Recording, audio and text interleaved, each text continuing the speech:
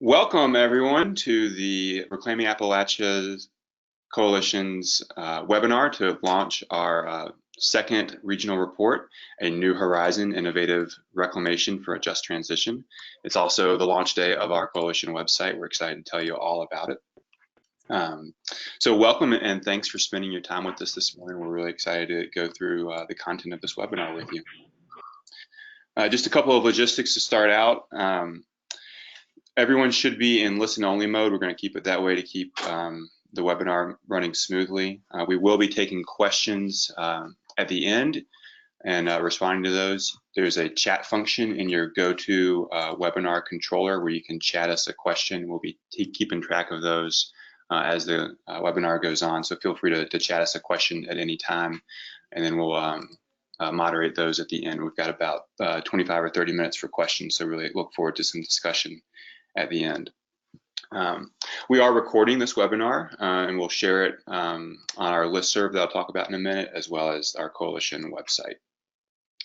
A special welcome to any press that are on the webinar. We're glad you're with us. We'll be sending out a press release at 11 o'clock, around 11 o'clock this morning, with contact information for all the coalition members. Happy to answer any questions you have through the chat function on the webinar, and happy to connect with you one-on-one after the webinar is over. Just to give a quick introduction of who you'll be hearing from, I'm Adam Wells, the Regional Director of Community and Economic Development for Appalachian Voices here in our Norton office. Chelsea Barnes is sitting right next to me, our New Economy Program Manager. She's running the go-to control panel and will be moderating the question and answer session.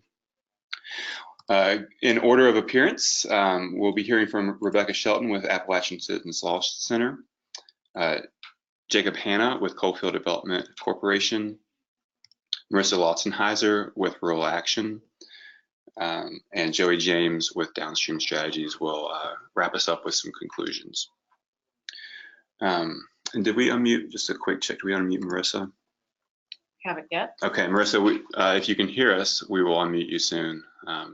Yeah, she's calling in.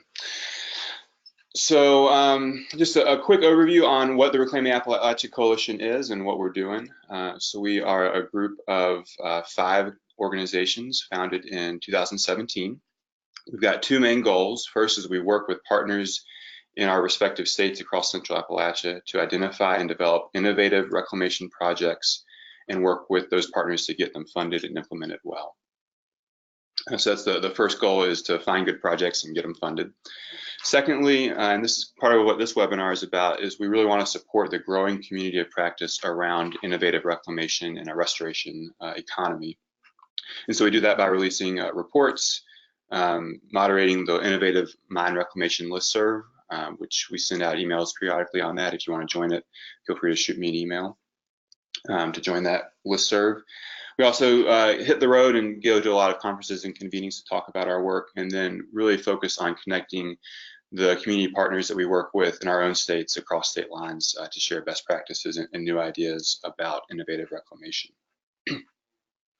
So as I mentioned earlier, today is the launch of our second regional report. I'm really excited about it, A New Horizon. We released our first report about this time last year, which was Many Voices, Many Solutions. So we've got some, this report has 19 new projects that we are profiling, or updates on projects we previously talked about. In some cases, those projects have been funded, and so we're sharing the good news about those projects. Each one of the projects that we're talking about today and that are in the report represents a very unique partnership with stakeholders on the ground. And those relationships and partnerships are really the foundation and what allow us to do this work. And so we're really honored to be able to work with those partners on the ground. I mentioned that we're also launching our website, reclaimingappalachia.org. We'll give you a tour of that website at the end of the webinar. And just a big thanks to Jimmy Davidson with Appalachian Voices, who did the layout and design for the report. It's a beautiful report, and thanks, Jimmy, for staying up late to work on it and get it ready for today. So just a real quick revisit of logistics. We will be we're recording this and we'll be sharing it on our website, and we're taking questions throughout the webinar via the chat function, and then we will have a moderated question discussion time at the end. So with that, I hope you feel welcomed, and we're going to turn it over to Rebecca to talk about projects in Kentucky. Yeah, thanks, Adam. So as introduced, my name is Rebecca. I'm with Appalachian Citizens Law Center in Whitesburg, Kentucky.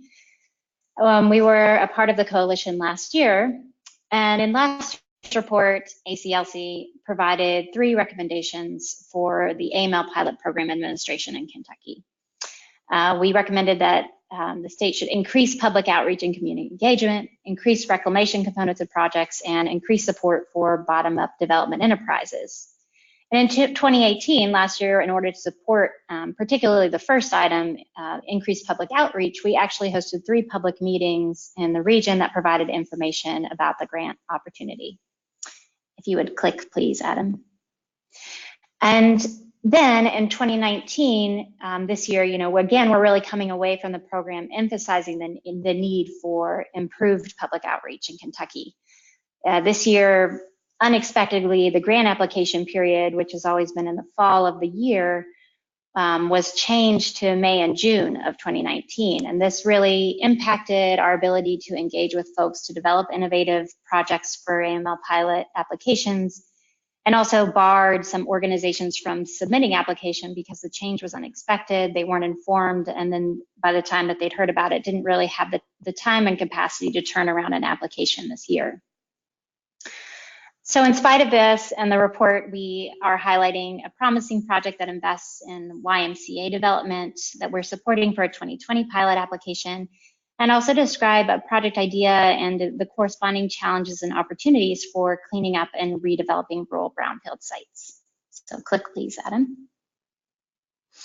So cleaning up rural brownfields, many rural communities have brownfield sites, especially in the downtown areas and central Appalachia and the region. And one really common type of brownfield site are old dry cleaning facilities.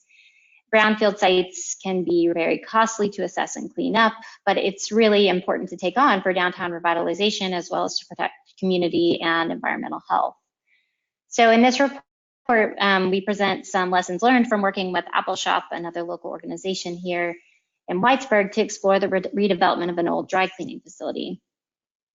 So in looking at this project, really some of the major challenges that came up, first is liability for cleanup. It's very difficult for small nonprofits or organizations or businesses to take on a brownfield site and its liability for paying for the cleanup.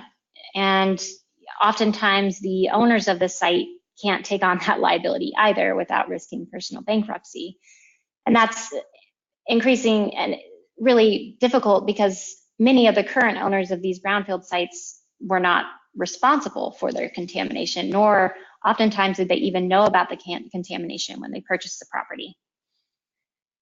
And the other major challenge is really cost. It can cost upwards of $1 million to clean up an old dry cleaning site, given on-site contamination as well as underground plumes of toxic chemicals in the ground. But we can really look at these brownfield sites as opportunities too. There are grants for the environmental site assessments of brownfield sites, phase 1 and phase 2 assessments to understand what the contamination is. There are also grants available for cleanup of these sites at the federal level, but those grants at the federal level are very competitive and may not cover the full cost of cleanup.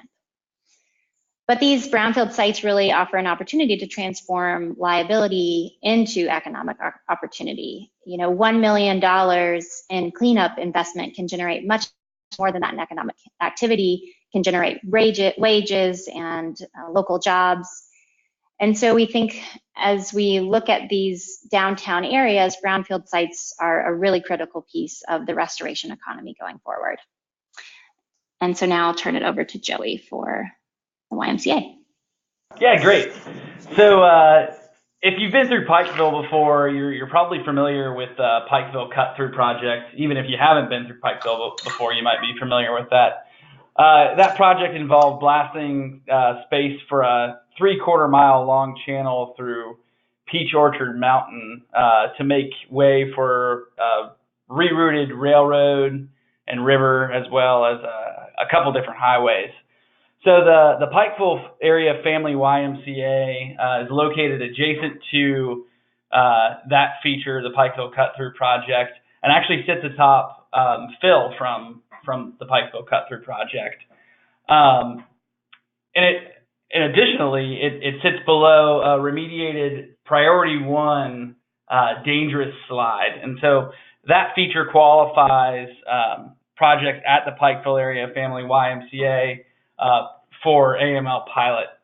So that slide was actually remediated for a cost of nearly $112,000 from the traditional AML funds just a few years ago. And I guess without that vital stabilization, the YMCA really couldn't sit where it does today. So back to the AML pilot. Today, a transformational project to develop a 7,000 square foot wellness center aims to improve the Y's ability to serve the Pikeville community, which will provide tangible benefits to public health and make the community more attractive to potential businesses considering locating there. The project, which leverages that significant investment from the traditional AML fund, that $112,000 that I just mentioned, will result in the construction of a warm water aerobics and family pool and new amenities like an outdoor splash pad, a sun deck patio, and an improved parking lot. We see this project as an economic development project because it'll yield innumerable benefits to the overall well-being of individuals in the community. Prevention of chronic disease, the development of and maintenance of healthy body, mental health improvement, stress relief, and extended lifespan. Go ahead to the next one, Adam.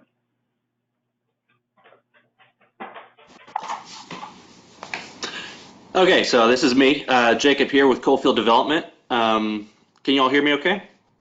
Yep, you're coming in loud and clear, Jacob.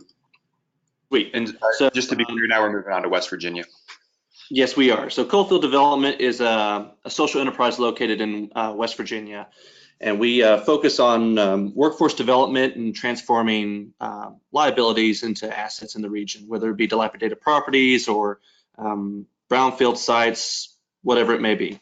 And so our sort of unofficial equation for tackling issues is a problem plus a problem plus a problem equals some sort of solution.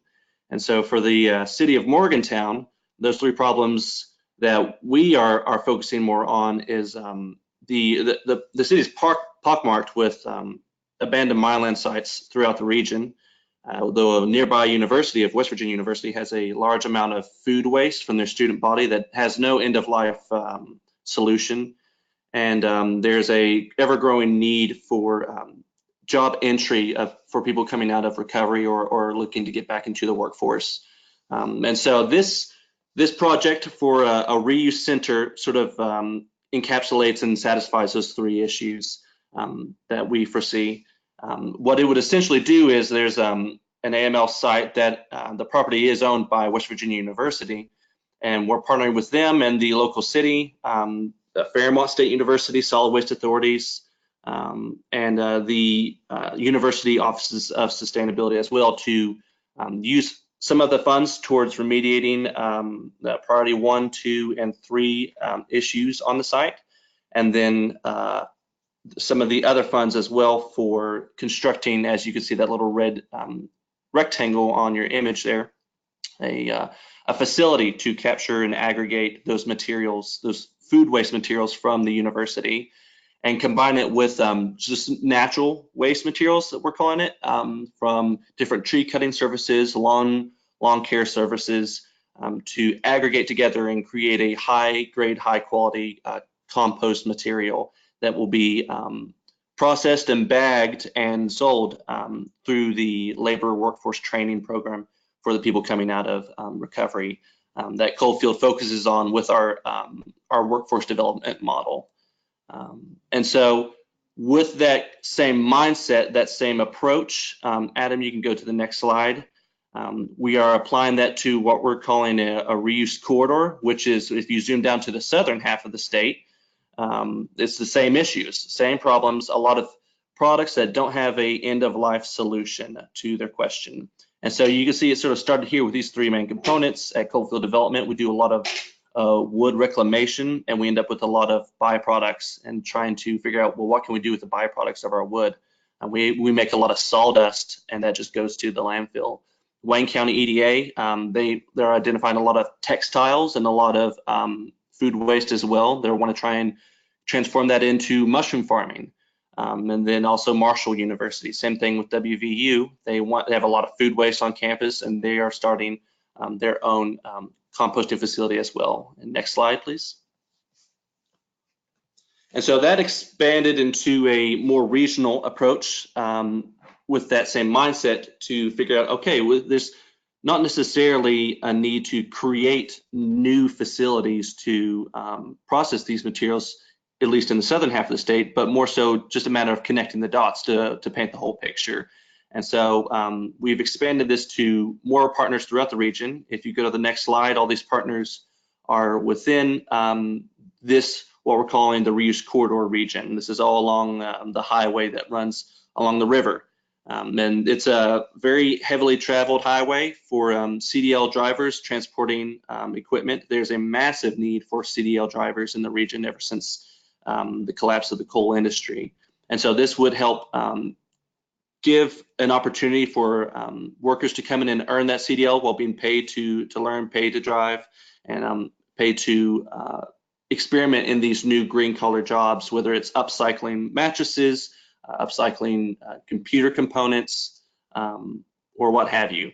And in the middle of those 2 points, from all the way up in Athens, Ohio, down to Pikeville, Kentucky, you have sort of a middle aggregation point, which is Huntington, West Virginia. And so if you go to the next slide, you will see that is where Coalfield Development is located, and we have acquired a property that we're calling the Black Diamond property. It used to be an old factory that made planes in World War I, Jeeps in World War II, and a whole bunch of trains ever since then, and it shut down in the 80s. It is a brownfield site and needs a lot of remediation, but we see it as, okay, well, this is essentially what we would be building up in at WVU in Morgantown. We already have it here. Let's remediate it and transform it into something that we need down here as well. And so it will serve, if you continue on with the slides, as an aggregation point with the $500,000 grant that we got from Brownfields to clean up portions of the site. And if you continue on through to the remaining slides, you'll just sort of see some before and afters of the concepts of what we have for the transformation of the facility.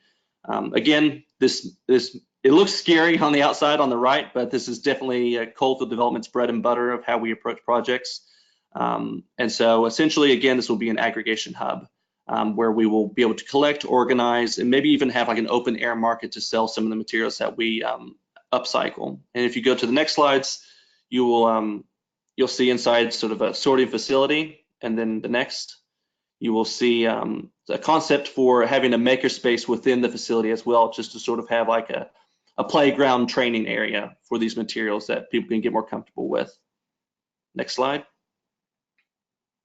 And again, sort of incorporating with Marshall, the composting and mulch, and integrating our sawdust from our wood shop into that as well.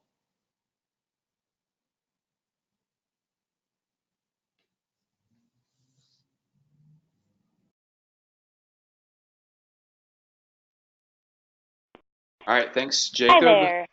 Hey, Marissa. Yeah, great. It's working. You're Great. loud and clear. Yeah, I know I got ahead of Wonderful. myself there. Okay, great. There we go. Perfect. Hi, everyone. My name is Marissa Lopsenheiser.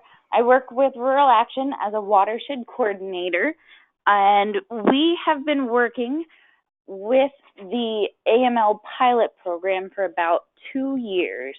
We have a unique partnership. We collaborate really closely with our state agency, which is the Ohio Department of Natural Resources, Division of Mineral Resources Management.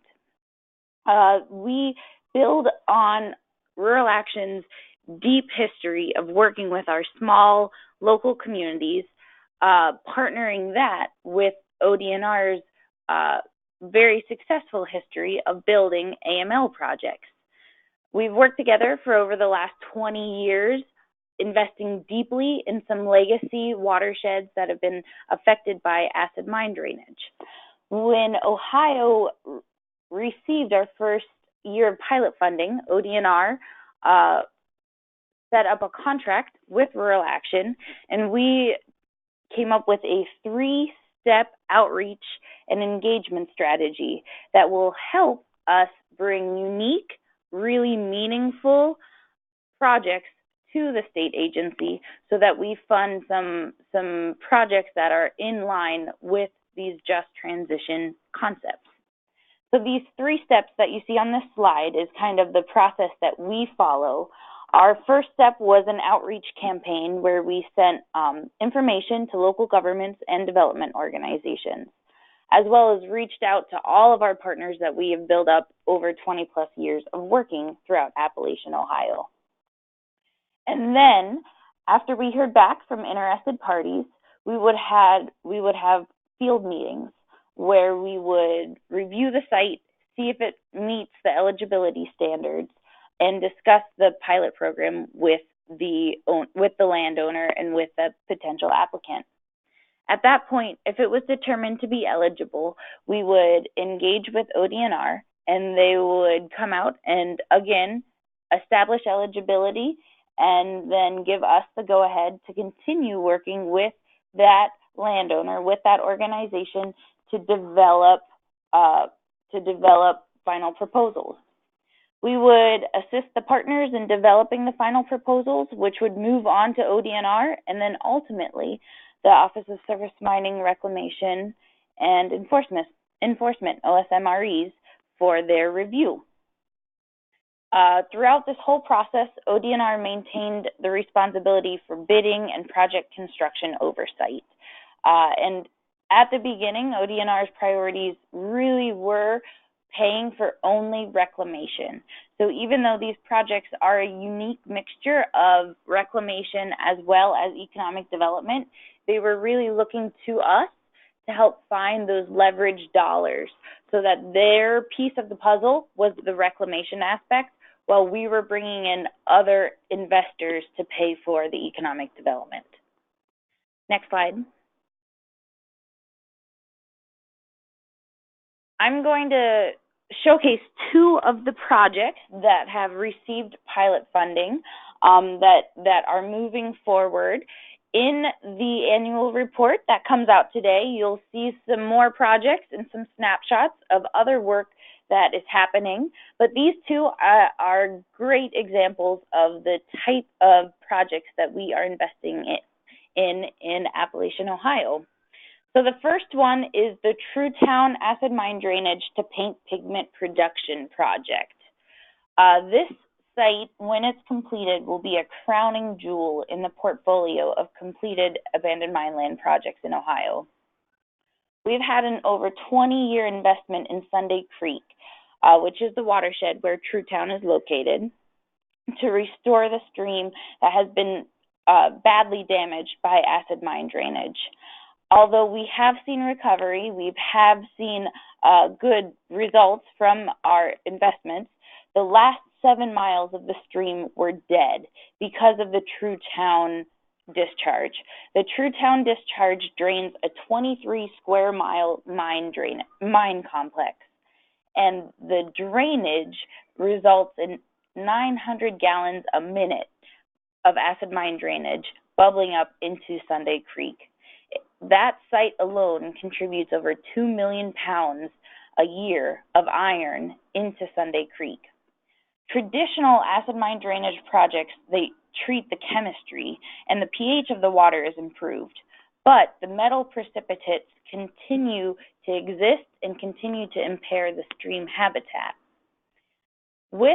In partnership with Ohio University, their engineering department, Dr. Guy Riefler, has developed new technology that would create a large-scale, in essence, wastewater treatment system that instead of removing wastewater for septic uses, it removes iron. That iron sludge can then be dried and turned into a marketable product. The iron oxide pigment is viable on a commercial scale, and it can be used in either fine art settings to make paint, or it can be used in industrial settings to color products such as bricks and concrete. Next slide, please.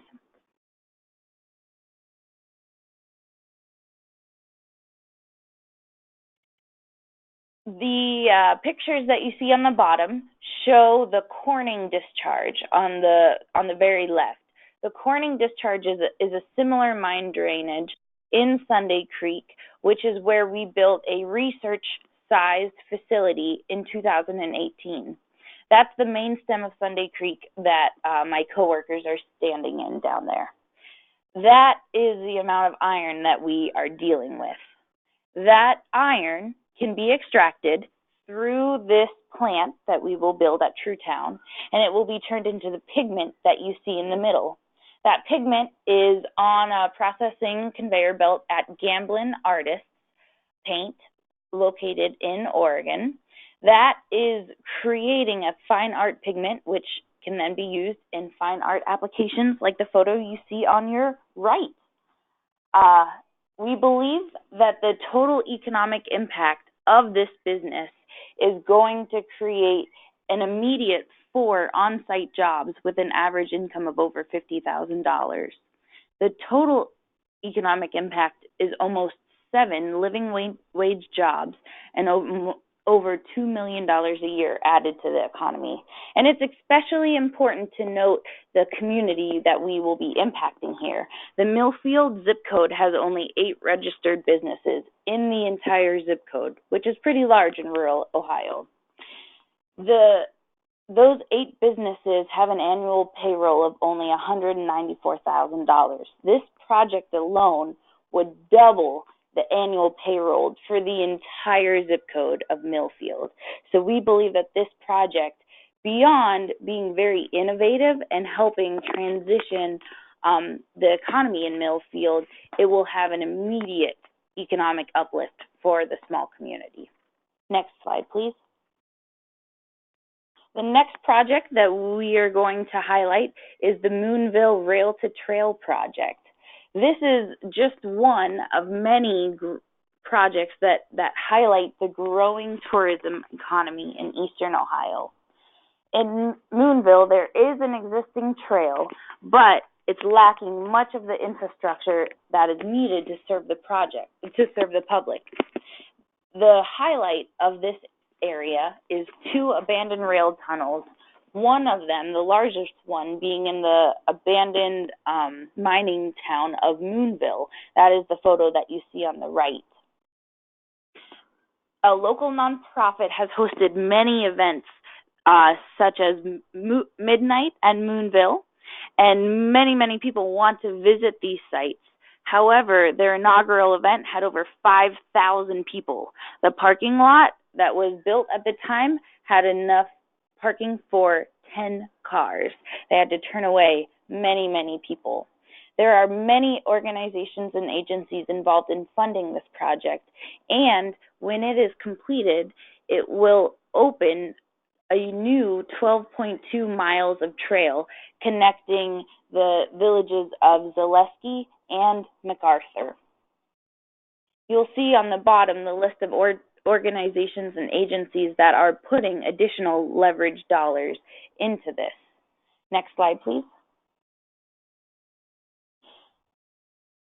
These photos and these pictures talk about the economic development impact that it will have, but there has to be a strong AML nexus, and there is a really compelling AML case here. Right adjacent, in some cases less than a couple hundred feet away from the trail, there are at least 8 priority 2 portals adjacent that need to be reclaimed prior to more of the public exploring this place.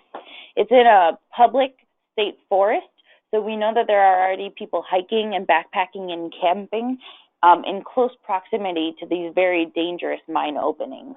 So in addition to preparing these trails for more traffic, it will also reclaim these 8 priority 2 mine portals so that the area is safe for the public to enjoy.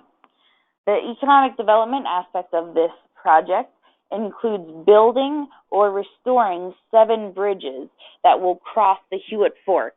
At this point, and you see some pictures of the bridges that will be installed on this slide. At this point, if you want to access the Moonville Tunnel, you have to wade through a stream. These bridges are going to make it safe to access these really neat historical sites. In this area, in Athens County and Vinton County, Athens County had a total coal production of over 1 million tons of coal in 2004. Today, it is producing 0 tons of coal. Vinton County is still producing a little over 200,000 tons of coal, but it's down from over 1 million tons in 2004. These communities have been greatly impacted by the downsizing of the coal economy in eastern Ohio, and by growing the tourism aspect of their villages, we believe that it will help transition the economies to a new, more sustainable future. Alone, this project is going to add over $1.25 million immediately to the Vinton County economy, and it will support 22 full and part-time jobs long term. These are just 2 of the many projects happening in Ohio, and I hope that everyone can read the report and contact me if they have any questions with the other projects.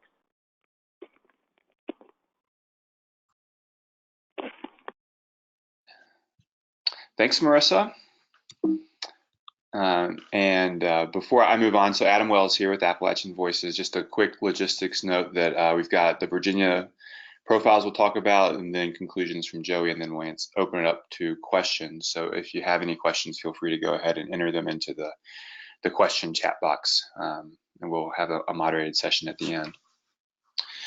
So just a little bit about Appalachian Voices. We are a regional nonprofit over 20 years old now. In addition to our office here in Norton in Southwest Virginia, we also have offices in Charlottesville, Virginia, Boone, North Carolina, and Knoxville, Tennessee. Our new economy program is based out of our Norton office, which focuses on diversifying the economy in the coal-bearing region of far Southwest Virginia, started in 2015. We've been really taking a deep dive into AML pilot work since about 2017, when we first released our Virginia-based report, Healing Our Land, Growing Our Future, which served as one of the starting points for the coalition that grew out of that. We're really fortunate to have a really good working relationship with our state mining agency, the Department of Mines, Minerals, and Energy. We couldn't have put these projects together without the expert assistance and resources from their staff. So we're really grateful to that relationship and all the good work that they do. Also, a shout out to the team here at Appalachian Voices, in addition to Chelsea and I. Matt Hepler, our water scientist, and Austin Counts, our AmeriCorps Vista, have all put a ton of time into developing these projects this year. And so it's awesome to be a part of a fun team of awesome people. So we've got 4 projects that we'll talk about, starting with 2 that we're submitting this year, and 2 that got funded that would give quick updates on. So first is the Trammell Revitalization Project. Trammell is a historic coal mining community in Dickinson County. It's really the gateway community into Dickinson County from point south along Highway 83. And this project is a partnership that's led by People Incorporated, which is a community action agency and community development financial institute in Southwest Virginia. They serve as Dickinson County's primary community action agency. And so this project is a close partnership with Dickinson County government as well as the residents of Trammell. So Trammell is a community of about 50 houses now that once was a really thriving coal town. Now suffers from just a lot of housing blight, and the the goal of the project is to provide housing rehabilitation services to the residents of Trammell while also doing some critical infrastructure improvements, including road widening as well as internet connectivity, which is a big aspect for the residents there, since cell phones don't always work in the community, but there is high-speed fiber backbone that runs right through town. So connecting residents to that fiber is one of the desired outcomes of the project. It's a multi-phase project. It's already received over $1 million in funding from the Virginia Department of Housing and Community Development's Community Development Block Grant, or DHCD CDBG is the acronym for that. So about $1 million from there, and then a little over $100,000 from the Department of Agriculture's Rural Development grants have already been secured for phase 1 of this project. The pilot request is a $300,000 ask, and that will cover the gap that exists currently in the phase 1 project, and then will be the baseline funding for phase 2, which will start in 2021. In terms of AML nexus, we have identified a dangerous mine portal opening that is less than 1,000 feet away from the center of the community that needs to be closed. And so that's part of the pilot ask as well. In addition to that specific feature, Trammell is really surrounded by AML features that have both been remediated and still need to be remediated. There's been a few projects in the last 30 years that have been completed, including a water and sewer line project that was funded through Virginia's AML Water and Sewer Line Fund. Another key element of this project is that the Nature Conservancy just recently acquired large tracts of land in Central Appalachia, including a huge chunk of land to the south of Trammell. And so that the portal that we want to reclaim is actually on Nature Conservancy land. They're a very willing partner and are excited to use AML pilot funds to do AML remediation. And so that makes land access pretty easy on this one. So moving on, we're still in Dickinson County, but towards the other end. This is what we're calling the Dream at Flanagan Marina. We profiled this project in our 2018 report. It was not funded, and we're going for it again and we'll submit a proposal to DMME's pilot program this year. So the vision here is the Flanagan Marina is the only marina on the John Flanagan Reservoir, which impounds the Pound River, which flows into the Russell Fork, which a lot of folks may have heard of for the whitewater opportunities there going through the breaks at the interstate park there. So this marina, again, is the only marina on the large reservoir and was recently purchased by the O'Quinn family. It had really been in a state of disrepair and kind of had gone defunct until the O'Quinns purchased it in 2017. And in the first year, it went from being a money pit, literally, to a profitable business. And that's really just due to the tenacity of the O'Quinn family and their business savvy.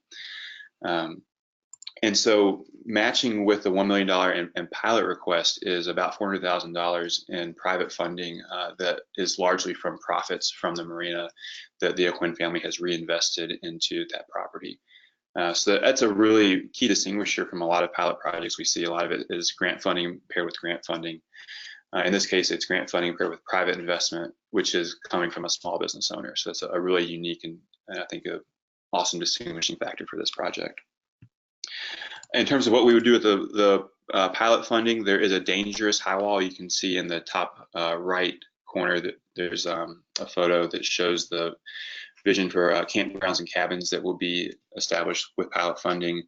The campgrounds will go partially on a mine bench that does have that dangerous high wall. So parts of the bench are safe and other parts need to be reclaimed and regraded. So what can be used will be reused and what needs to be regraded will be regraded. In addition to the campgrounds and cabins, there will also be a dive pool installed there at the marina, as well as some additional boat slips and other kind of marina infrastructure. Another unique factor in this project is up until now, Appalachian Voices has just worked with project partners to help develop grant applications and then get them submitted and rely on other partners to do the fiscal administration and project management for the grants. In this case, we were asked by the Oak Winds to be the fiscal sponsor for this project. So it'll be a first for us to be the actual applicant, and we're looking forward to hopefully having a long-term partnership in that regard and stepping into that role. So a couple updates on funded projects. First, the Daint Revitalization Project. We had profiled this twice before, first in our 2017 Virginia specific report that I mentioned, as well as our region-wide report from last year. Really happy to say that they were funded for $260,000 to do community revitalization work, including some trail work, both mountain bikes as well as ATV connection, and doing some business demolition. It's noteworthy that that funding was about equally matched with Virginia brownfields and EPA brownfields funding through area-wide planning and Virginia-specific brownfields funds. So it's a really good example of AML pilot being matched with brownfields fund. The other project that we were happy to report got funded in Virginia was the Southwest Virginia Solar Springboard. Again, this one was also in concept profiled in our first 2017 report, and again in our last report in 2018. This is a $500,000 AML pilot grant that was awarded to the Wise County IDA in partnership with SunTribe Solar and the Mineral Gap Data Center. Mineral Gap is a Tier 3 data center located in the Wise County Industrial Park, just outside the town of Wise, and it had for a long time wanted to connect to solar, both for the renewable energy credits as well as the reliable energy and the energy savings associated with solar. Having AML pilot funds connected to the project really made the project much more financially viable. And so there's a 3.5 megawatt system that will be installed next year that will be directly plugged into that data center. We're really excited for this because it's a model that we think can be replicated across Southwest Virginia, across the region overall.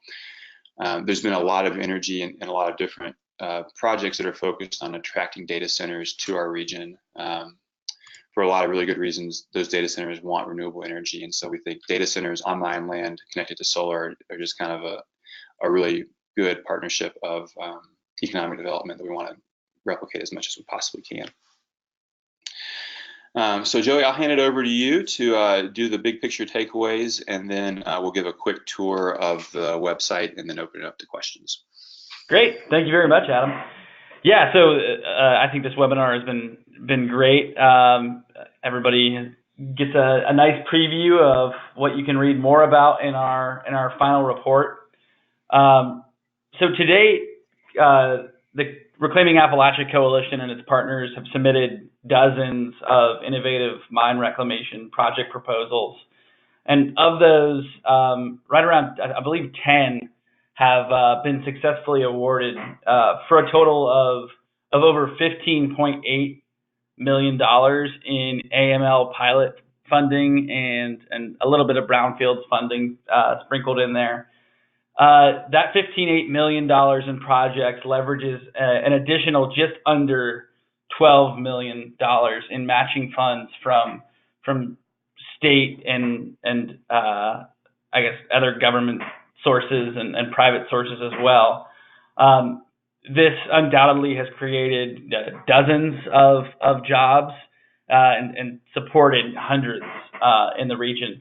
So looking ahead, the coalition is really excited to enter our third year of work, leveraging this significant investment that we've brought into the region. Changes are on the horizon for the coalition, however. Our partners in Kentucky, the Appalachian Citizens Law Center, will be stepping back from the coalition at the end of this year.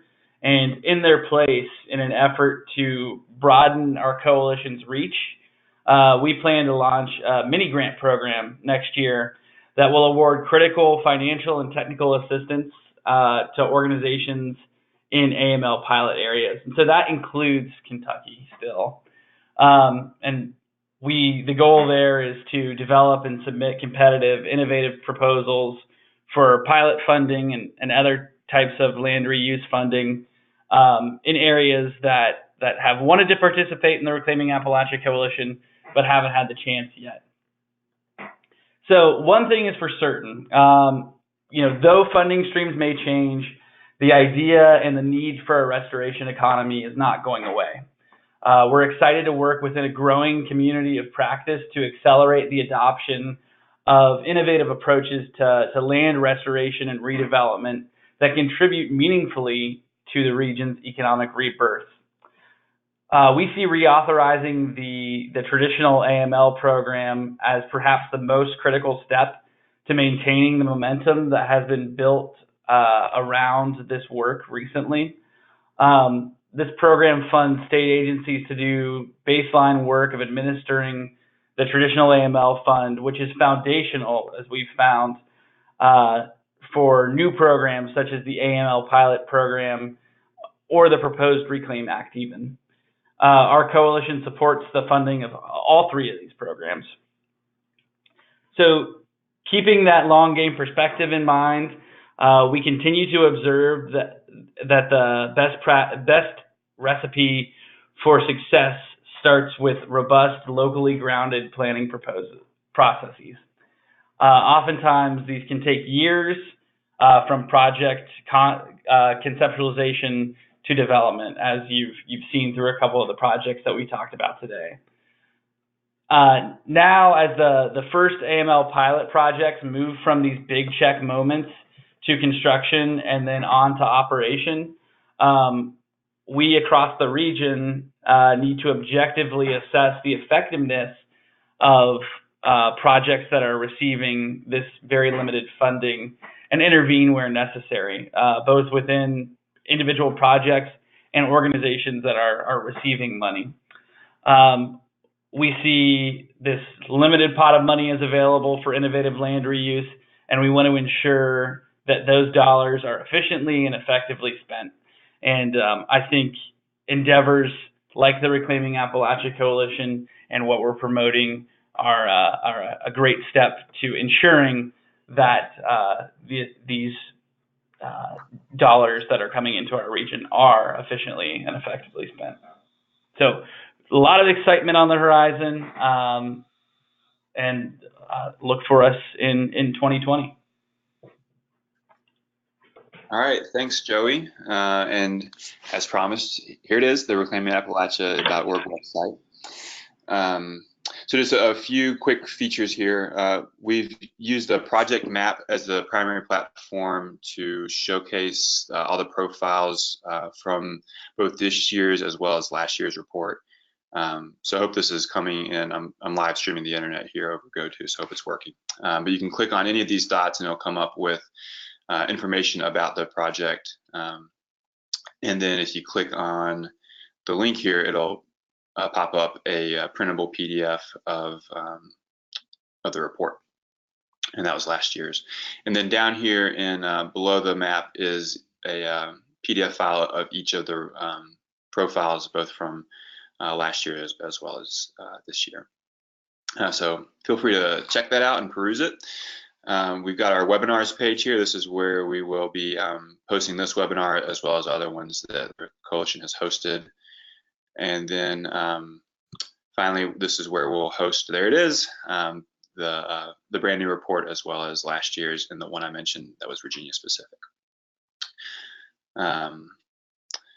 So with that, I will go back here and have our contact info up for anyone that wants to get in touch with us. And we'll start answering questions. All right. Again, just feel free to chat in the box if you have specific questions, but we'll go ahead and get started with the ones that have come in so far. This one's for you, Adam. Doesn't the mining company have some financial responsibility in reclaiming these sites? This is a question from a resident in Lee County, Virginia. Oh, okay. That's a really great question, and it draws the distinction between abandoned mine land, which is a legal definition, and what we call post-law mining. So the Surface Mine Control and Reclamation Act, or SMCRA, as it's often called for short, was passed in 1977, and that's the federal regulations that now regulate the coal mining industry. So prior to that law that was passed, there was no effective regulations on how mining had to be reclaimed. One of the key provisions in that law established the abandoned mine land program, which created a per ton fee on all coal mined in the United States to fund the reclamation of these historic mines that existed prior to any regulations that said that coal companies had to clean them up in any particular way. After the passage of SMCRA in 1977, there was a full list of regulations that dictated how coal mining companies are supposed to reclaim mine sites. And so anything after that date, coal companies are accountable and responsible for the cleanup costs. But because there was no federal regulations before 1977, there was a need to create the public trust fund, the AML fund, to pay for the cleanup. It's a great question. All right. The next question is, do we have any updates on the reauthorization of the AML fee? Yeah, and I could probably speak to that, but if there's anyone else on the coalition that feels like they're more plugged in than I might be, feel free to. Anyone want to jump in on that one? I can add to it if you don't. Yeah, if you want to start it out. Yeah. Oh no, please go for it, Rebecca. Oh, I mean, I was just going to say, I mean, I think AML reauthorization is, of course, coming up, and there are a lot of folks beginning to rally around reauthorizing the AML fee. There has been a bill introduced into this Congress in the fall, I believe in September, for AML reauthorization by Cartwright's office, and there is likely to be a hearing in the near future on the bill in the House and Natural Resources Committee within probably the next few weeks. So it's coming up. I think there are many different folks rallying around it, and we hope to see it move forward in the next few months. Right. So that bill number is HR 4248. That was introduced in September. Thanks, Rebecca. So the next question we have is, can you explain more in depth what innovative reclamation means? Adam, you want to take this one? Yeah, I can, or Joey, I know you've spoken to this a lot. If you want to start it off, I can fill it in. Yeah, absolutely. So we have come up with the 6 key principles of innovative mine reclamation, which are featured in our 2018 report. Offhand, I can probably list a few of them off. Yeah, we've got them up if you want us to read them, Joey. Yeah, go right ahead. Yep, sure. So those 6 principles are to go above and beyond the legal reclamation requirements for AML features and bond forfeiture to create sites that are primed for sustainable development, native ecosystem restoration, or both. That's 1. 2 is to make projects appropriate to the specific place they are occurring. 3, be inclusive of multiple community stakeholders, especially in addition to traditional decision makers, as projects are developed. 4, promote environmental sustainability and do not cause additional harm in reclamation activities. 5 is make sure projects are financially viable beyond the initial grant period. And 6 is to introduce new viable concepts to the Appalachian coal fields that could be successfully replicated on similar sites throughout the region. And so we've got a pop-out box in the report that outlines those principles in a little bit more context. And I think on other webinars we've done, we've kind of gone in more detail about where we came up with those principles, and happy to go deeper offline if anyone's interested. Anything else others on the coalition want to say about what is innovative reclamation?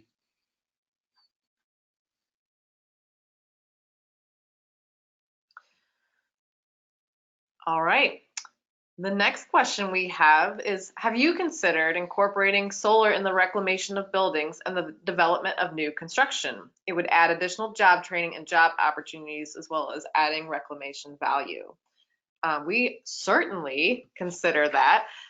So one of the projects that we can speak to briefly is the Simply Data Center project, which is highlighted in this year's report. And that project would be a data center that is solar powered, that also uses the heat generated by the data center for a greenhouse located on site. So that one certainly has a solar element to it. Jacob, if you're on the line, would you want to talk about the project in West Virginia that you all have?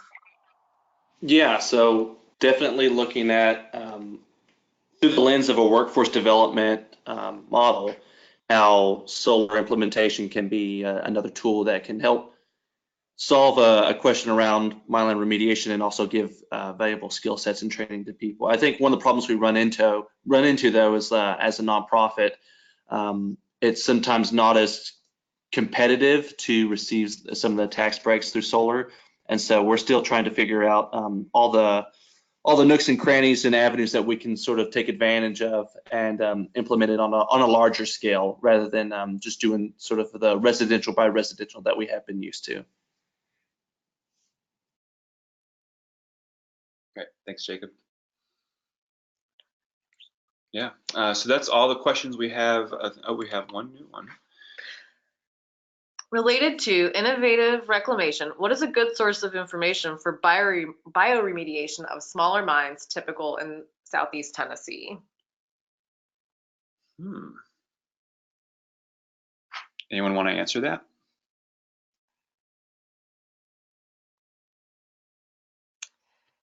Well, if you're looking for like pre-existing good examples that you can look to, there's this cool organization in Vancouver that just uses willow trees on smaller abandoned mine lands.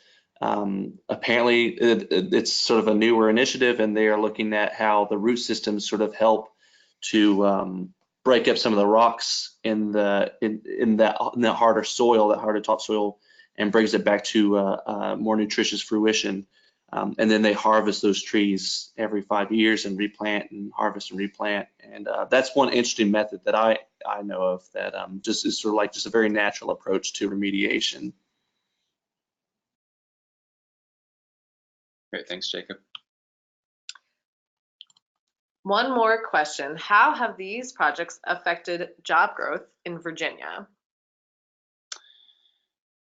Yeah, that's a really great question. And the projects that we have talked about in Virginia, they're still in the early development or early implementation phase. They haven't actually been finished.